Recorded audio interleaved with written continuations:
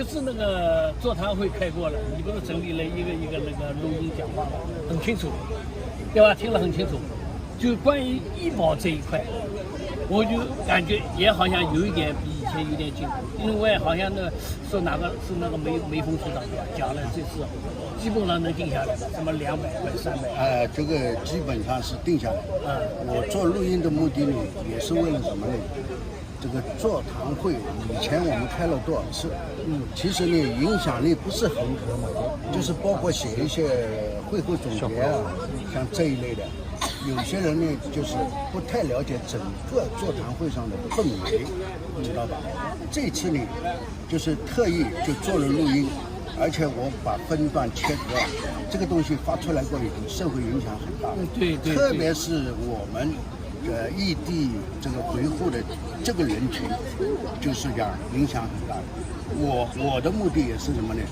要通过这个宣传我们政府也是在努力的，也是在为我们的这个现状，就是在考虑，在政策许可的情况下，就是讲逐步改善我们的状态。因为现在我们这个年龄现在等不起，对吧？都是7老80的了，再逐步，如果还按照以前的不停步迈小步这样子走下去的话，我估计这几年我们都差不多了，还能享受到什么东西啊？对不对？我都希望这个政府能够加快步伐，政府对我们有帮助，我们知道，感恩都知道了，但是就感觉这个力量好像太少了一点，杯水车薪有这个感觉。这个，对不对？我作为代表的话，我也是这么认为啊。因为几次座谈会我也提出来，就是首先一点，它这个政策制定是07年执行，35号文件，对吧？这个已经经过了将近16年，对吧？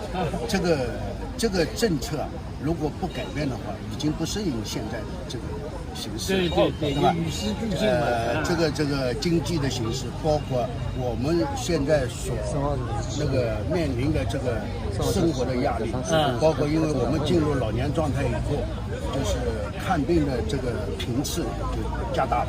对呀。所以讲这一块，跟医保这一块也沟通了，政策上他们会逐步的考虑这个群体，尽量能够对接，纳入到上海的保障。就是讲，他现在的政策就是什么呢？基本保障在外地，对吧？辅助保障就是在上海。我们在后面跟辅助保障这一块呢，政府在想办法，就讲加大一点力度，让我们减轻一点负担。这个都已经在考虑。所以讲，你讲迈小步，不停步，我上次也提出来，迈小步不停步，不符合你这个当初的这个设计的初衷。为什么？现在我们出现的情况，比方讲每年我们的调档，对吧？它就会出现停顿，就是讲你跳档的时候，当年就停顿了。那么这个不是不停步了，而是停步了，还要倒退了，不符合它还有倒退了，对不对？所以你达到档次以后拉下来了。如果讲政府在这方面再能够考虑的周全一点，对我们来讲是一个福音，我们也会感恩这个政府，就是对吧？大家都是就是凭良心的呀，懂得呀，对不对？对吧？70岁了，马上明显毛病就多了，什么肾结石了，这是又不是糖尿病了，什么都来了，到医院里一查1-2千，对吧？他不讲治疗，长期治疗还不讲，要查一查，就是报销以后1-2千嘛，这个钱哪来？不就自己肉里挖出来嘛？就那个微薄的养老金里面拿出来嘛，对的。还有我们的养老金和外地和上海的比，那简直没办法比。像我老婆到现在3000块钱都没有，对吧？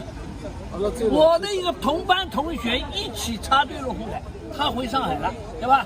他现在拿7000多8000，我拿3000多，一半还不到，对吧？这个叫我们怎么搞？这个生活怎么生活？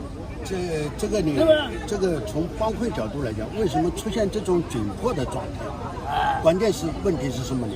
每年它调标的这个标准就是讲没有起到，就是讲与那个养老金调涨的这个幅度相匹配，所以造成什么呢？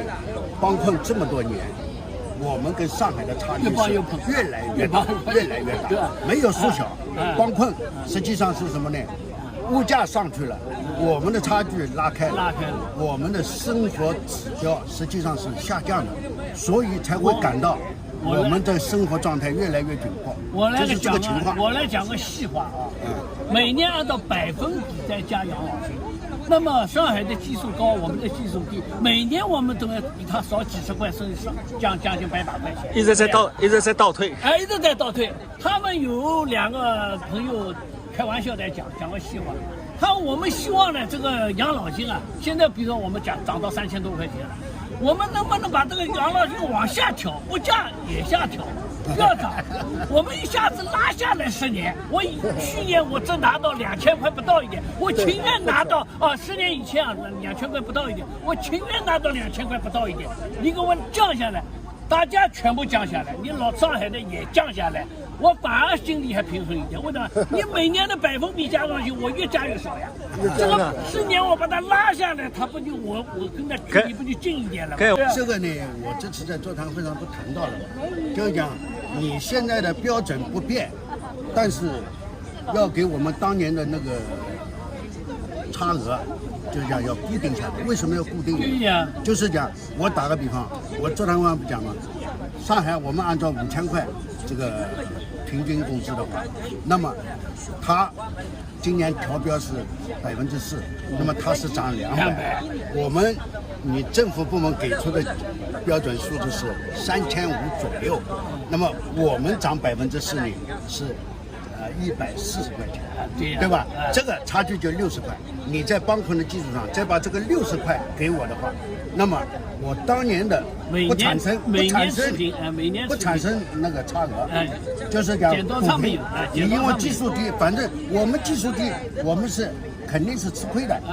政府如果再想办法把我们这个低基数再往高里调的话，那么对于我们来讲，我们能得到很大的就是这个在帮困这一条就不给再拉成有距离不会越拉越大，始终保持现在的差距。我们有一个提案，不就是那个差额固定嘛？这个如果讲差额固定，政府能够采纳或者讲参考采纳的话，也许一次性的解决对我们来讲是很大的负责。对呀，这个呢，现在我们只能提出来，但是政府有没有这个资金去解决？现在不好说，对不对？对不对？应该有这个资金，主要看他们政府的领导关不关心我们这一批人，关键是这里，对吧？作不作为，我们不讲懒。和你们在接触，实际上也是个关心的过程。对吧？是的呀。现在这个平台，现在这个座谈会这个机制非常好，为什么呢？当然了，我们群体里面有很多人是不满意，不满意的这个原因就是什么呢？幅度太小。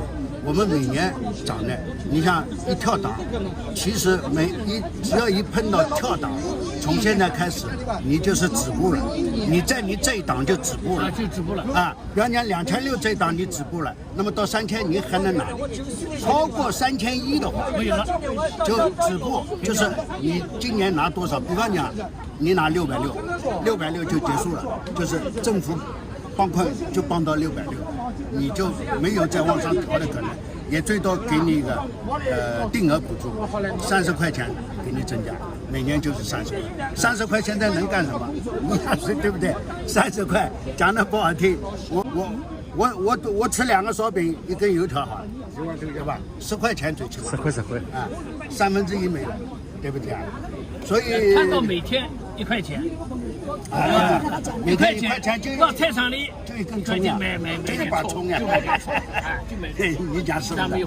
所以这个是现实问题，这个要有为我们这个群体考虑的这个意向。还有一点就是讲，作为职能部门的领导，要有肩膀，要有担当，才能作为。为什么你在这岗位上，你像我们大家看到的网络现在也知道，那个淄博市的那那个市委书记马晓磊，对，他讲的话，对不对？